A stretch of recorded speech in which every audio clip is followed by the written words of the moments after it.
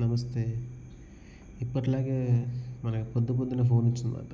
ఏమని pH metre పని చేయట్లేదు మాది. ఏం చేయాలి? ఎలా చేయాలి? అని చెప్పేసి ఫోన్ వచ్చింది. సరే ఏంటా అని చెప్పేసి సరే వస్తామని చెప్పేసి అన్నమాట. మరి గోదావరితో మామూలుగా ఉండదు కదండి. ఏదైనా పట్టాల్సిందే మరి అని చెప్పి బయలుదేరాం మరి ఫీల్డ్కి. అసలు పీహెచ్ మీటర్ అంటే ఏంటి, దాని వాటర్ ఏంటి, దాని పరిస్థితులు ఏంటి, మొత్తం పాలు ఈ వీడియోలో చూసేద్దాం చూడండి. ఏం లేదండి, ఒక క్యాలిబ్రేషను, అసలు బఫర్లు ఏం వాడతారో, అసలు ఎలా పనిచేద్ది, దాని ఆపరేటింగ్ ఏంటి అని మొత్తం ఒక బాల్ చూస్తాం అనుకోండి. రేపు పొద్దున్న మీరు ఆపరేట్ చేసినా సరే చాలా ఈజీగా ఉంటుందండి. అలా చెప్తాం మరి చూసుకోండి. అన్నట్టు చెప్పడం మర్చిపోయానండి, కొత్తగా పెట్టానండి ఛానల్. మన ఛానల్కి ఒకసారి ఒక గంట కొట్టుకొని ఒక సబ్స్క్రైబ్ చేసి కొంచెం ఫాలో అవ్వండి. మీ సపోర్ట్ ఉంటే మాత్రం భయంకరంగా ఓ లెవెల్లో ఏదో మీరు అనుకున్నట్టు లేదా నేను అనుకున్నట్టు ఓ పాలాలు కొంచెం ముందుకెళ్ళాం అనుకోండి, మనందరికీ ఉపయోగపడే వీడియోలు ఈ ఛానల్లో వస్తూ ఉంటాయండి. చూసుకొని మరి అన్నట్టు వెళ్దాం మరి ఛానల్లోకి.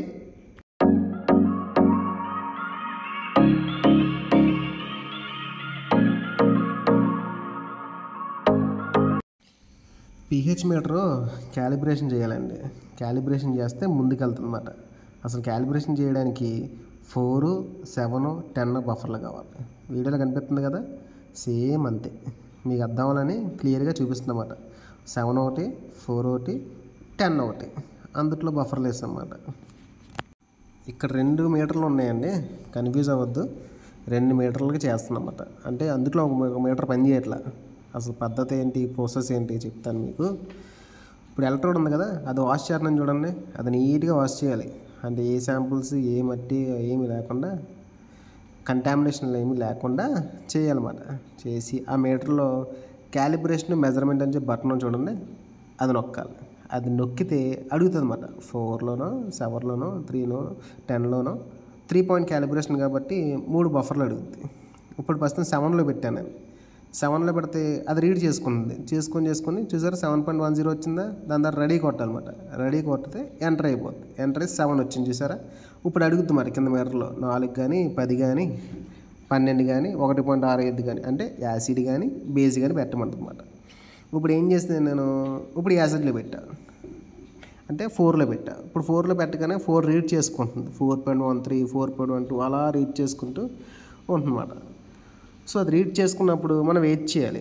చేసిన తర్వాత మళ్ళీ రెడీ వస్తుంది, ఎంటర్ కొట్టాలి. ఎంటర్ కొడితే 4 అని వాల్యూ తీసుకుంటుంది. అప్పుడు స్లోప్ వస్తుంది. రెండింటికి 101.3 స్లోప్ వచ్చింది.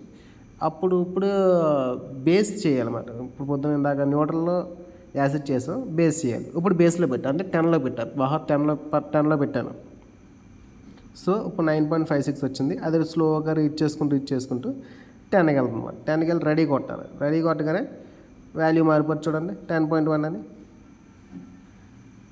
అది 91 స్లోప్ వచ్చింది. అంటే దీని స్లోప్ రావాలి, అంటే 90 నుంచి 105 స్లోప్ రావాలి. స్లోప్ వస్తే 3 పాయింట్ క్యాలిబ్రేషన్ ఎగ్జాక్ట్గా పనిచేస్తారు అన్నమాట.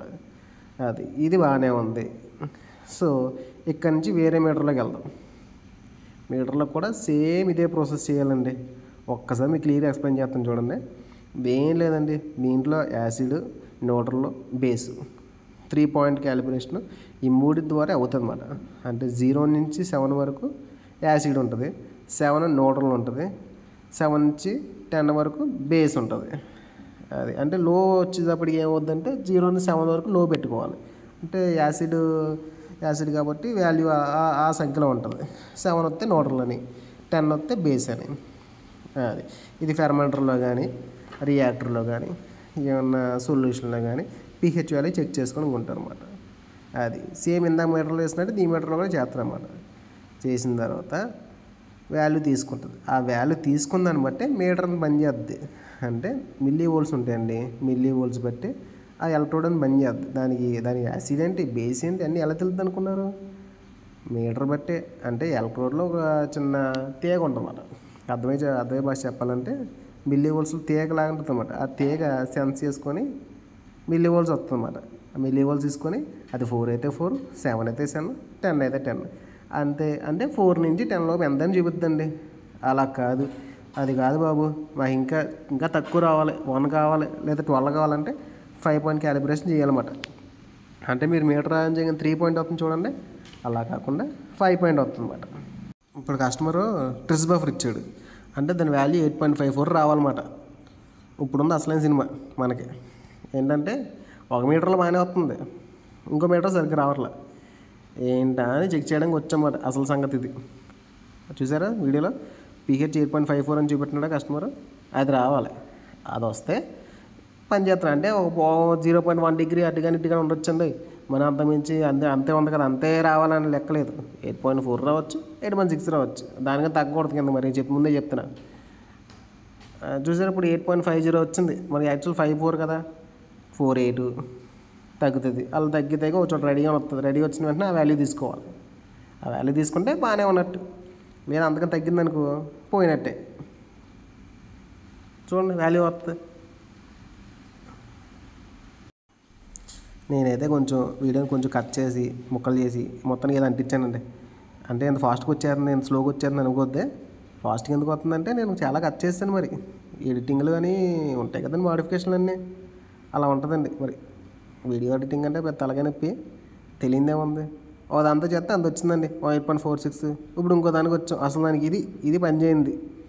ఇది ఏంటంటే వస్తుంది, పని చేస్తుంది, అంతా కరెక్ట్గా వస్తుంది, క్యాలిబ్రేషన్ అవుతుంది, 3 పాయింట్ క్యాలిబ్రేషన్ అవుతుంది, 7 వస్తుంది, 4 వస్తుంది, 10 వస్తుంది, అన్నీ వస్తున్నాయి. కానీ శాంపిల్ గెలిచిన మాత్రం రావట్లే. ఏంటా అని వాళ్ళకి అర్థం కాల, కాసేపు నాకు అర్థం కాల. అంత మాత్రం వదిలేస్తాం అనుకున్నారా?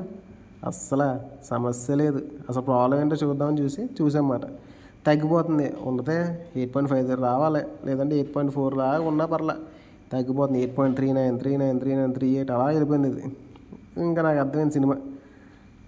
pH మీటర్కి స్టెబిలైజేషన్ లేదండి, అది అసలైన సంగతి.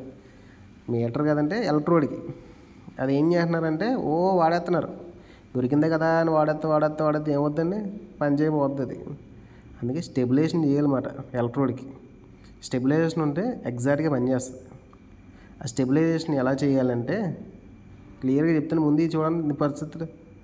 8.36 వచ్చింది. ఇది మనకి ఎంత కావాలి, 8.54 రావాలి. ఇంచుమించు 0.20 డిగ్రీ 20 ఉంది తేడా pH.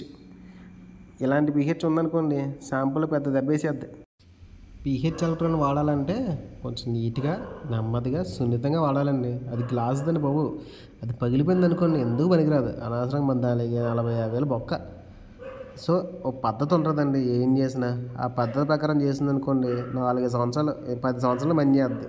కాకపోతే ఏంటంటే మన బిజీ లైఫ్లో కంగారులో టపా చేసేస్తాం. సో అది కాదు, ఎలా చేయాలో చెప్తాను, సింపుల్గా గుర్తుపెట్టుకోండి. ఏం లేదండి, KCl సొల్యూషన్ తెలుసుగా మీకు. ఒక 3 మోలార్ మిక్స్ చేసుకొని pH ఎలక్ట్రోడ్ని ఎప్పుడు దాంట్లో పెట్టుకోండి. అంటే పని చేయనప్పుడు అని బాబు, ఎప్పుడు పడితే అప్పుడు కాదు, కానీ పని చేయనప్పుడు దాంట్లో పెట్టుకుంటే అది ఏమవుద్దంటే స్టెబిలైజేషన్ అవుద్ది అన్నమాట. స్టెబిలైజేషన్ అయ్యి వాల్యూస్ కరెక్ట్గా చూపిస్తాయి. కరెక్ట్గా చూసినప్పుడు ఏ ప్రాబ్లం ఉండదు కదండి.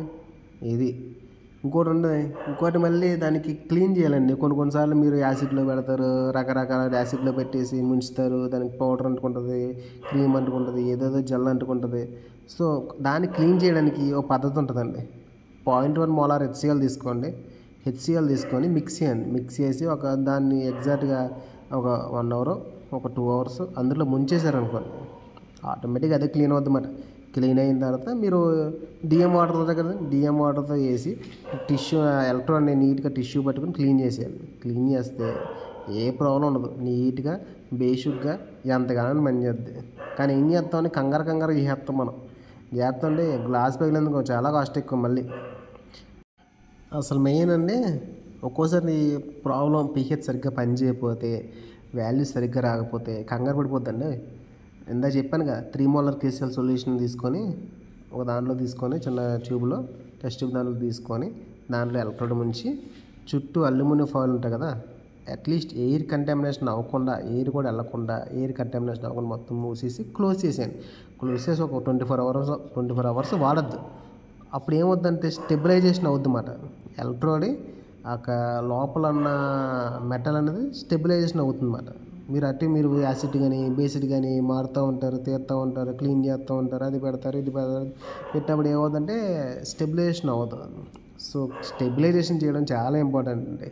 అట్లీస్ట్ వారానికి ఒకసారి స్టెబిలైజేషన్ చేయండి.